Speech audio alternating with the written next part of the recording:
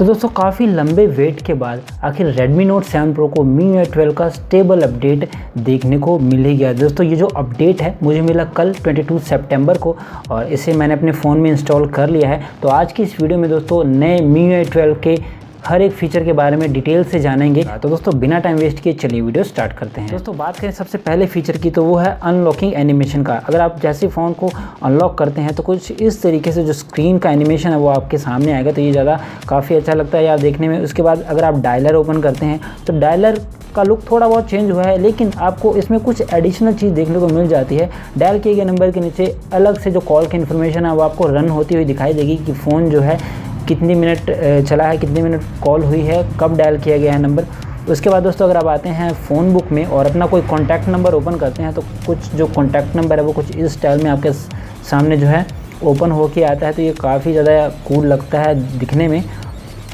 उसके बाद दोस्तों अगर हम अगले फीचर की बात करें तो वो है सिक्योरिटी ऐप का फीचर। सिक्योरिटी ऐप के फीचर में दोस्तों ये जो फीचर है आप काफ़ी लंबे टाइम से सभी इसका वेट कर रहे थे दोस्तों, ये है अल्ट्रा बैटरी सेवर मोड। जी हाँ दोस्तों, अब इस अपडेट में आपको ये जो फीचर है देखने को मिल जाएगा। जैसे आप अपने फ़ोन को ऑन करते हैं अल्ट्रा सेविंग मोड में तो उसके बाद जो दोस्तों आपका फ़ोन है वो अल्ट्रा पावर सेविंग मोड में चला जाता है और वहाँ पर जो है कुछ सिलेक्टेड ऐप्स जो है आपको देखने को मिलते हैं। इससे जो आपका फ़ोन है अगर 10 या 20% पे है तो ये काफ़ी लंबे टाइम तक आपको कॉल्स वगैरह करने में काम आ जाएगा। यहाँ से आप इसे आसानी से एग्ज़िट भी कर सकते हैं, आपका फ़ोन जो है नॉर्मल मोड में वापस आ जाएगा। उसके बाद दोस्तों इसी सिक्योरिटी ऐप के फ़ीचर के अगर दूसरे फीचर के बारे में बात करें तो वो है दोस्तों गेम बूस्टर में। दोस्तों अब आप गेम बूस्टर में जो है जो ऐप्स यूज़ करते थे उसमें कुछ सिलेक्टेड ऐप्स ही आपको देखने को मिलती थी, लेकिन अभी आप देख सकते हैं यहाँ पे सारी ऐप्स को आप गेम खेलते हुए यूज़ कर सकते हैं बहुत ही ज़्यादा आसानी से। तो दोस्तों ये एक फ़ीचर है वो जो काफ़ी ज़्यादा अच्छा लगा मुझे, क्योंकि पहले कुछ ही ऐप्स इसमें देखने को मिलते थे, लेकिन अभी जो है सारे ऐप्स आप यहाँ से यूज़ कर सकते हैं। उसके बाद दोस्तों अगले फीचर की हम बात करें तो वो मिलेगा आपको फ़ोन की सेटिंग्स में अबाउट फ़ोन में जाने के बाद। दोस्तों यहाँ पर आप देख सकते हैं कुछ इस तरीके से जो फ़ोन की डिटेल्स हैं आपके सामने आएंगी। अगर आपने स्टोरेज को देखना है तो आप स्टोरेज पे टैप कीजिए तो आपको इस तरीके से एनिमेशन में कुछ ग्राफिकल एनिमेशन के स्टाइल में आपको दिखाया जाएगा कि आपकी जो स्टोरेज है वो किन किन फाइलों से फुल है, किस टाइप की जो फाइल्स ज़्यादा हैं आपकी डिवाइस के अंदर। तो दोस्तों ये जो है काफ़ी ज़्यादा अच्छा देखने को लगता है यहाँ पे। उसके बाद दोस्तों अगर हम बात करें सिम कार्ड सेटिंग्स की तो दोस्तों उसमें आपको जो है कुछ इस तरीके से उसका लुक जो है देखने को मिलता है। तो ये भी यहाँ पर एक छोटा सा जो चेंज है आपको देखने को मिल जाएगा। उसके बाद दोस्तों अगर हम बात करें लॉक स्क्रीन की तो लॉक स्क्रीन की क्लॉक फॉर्मेट में आपको कुछ ये वाला जो क्लॉक है, अभी जो ये वाला क्लॉक आप देख सकते हैं ये वाला क्लॉक है देखने को मिल जाएगा। तो दोस्तों इसे इनेबल कहाँ से करना है, आप जाएंगे सेटिंग्स में और उसके बाद दोस्तों आपको जाना है लॉक स्क्रीन में।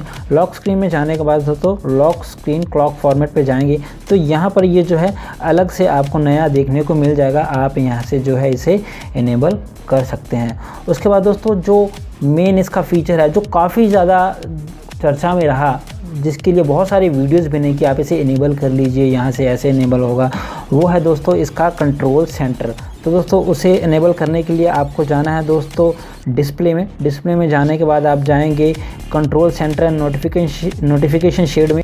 तो दोस्तों यहाँ से जो आप है यूज़ न्यू कंट्रोल सेंटर को आप जो है यहाँ से इनेबल कर देंगे और जैसे आप इसे इनेबल करेंगे तो आप देखेंगे आपका जो कंट्रोल सेंटर है वो पूरा का पूरा बदल जाएगा। तो ये जो फीचर है दोस्तों बहुत ही ज़्यादा मोस्ट अवेटेड था, मतलब बहुत सारे लोगों ने इसके लिए न जाने कितने ऐप्स डाउनलोड कर डाले इसको इनेबल करने के लिए। तो फाइनली अब ये जो है आपको MIUI के 12 के वर्जन में देखने को मिल जाएगा।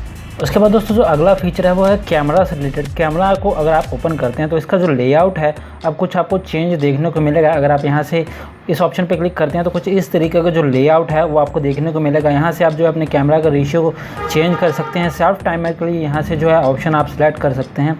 इसमें एक कस्टमाइजेशन आपको अब देखने को मिल जाएगा। जो शटर की साउंड है या जो क्लिक करते टाइम जो साउंड आता है वो आप यहाँ से कस्टमाइज़ कर सकते हैं। अगर आप जाएँगे सेटिंग्स में और सेटिंग्स में जाने के बाद आपको जाना है कस्टमाइज़ में। कस्टमाइज़ में जाने के बाद आपको आना है साउंड में। तो यहाँ पर आप सुन सकेंगे 4 टाइप का साउंड आपको देखने को मिलेगा, डिफ़ॉल्ट, रेट्रो, फिल्म और मॉडर्न। तो ये 4 टाइप का जो साउंड है अभी आपको देखने को मिल जाएगा। तो इसमें से कोई भी जो है आप यहाँ से सिलेक्ट कर सकते हैं। बाकी जो है फीचर लेआउट है ये जो यहाँ से भी आप इसमें चेंज कर सकते हैं। कैमरा मोड्स भी आप यहाँ से चेंज कर सकते हैं कि जो कैमरा का जो पैनल है वो किस तरीके से आप देखना चाहते हैं।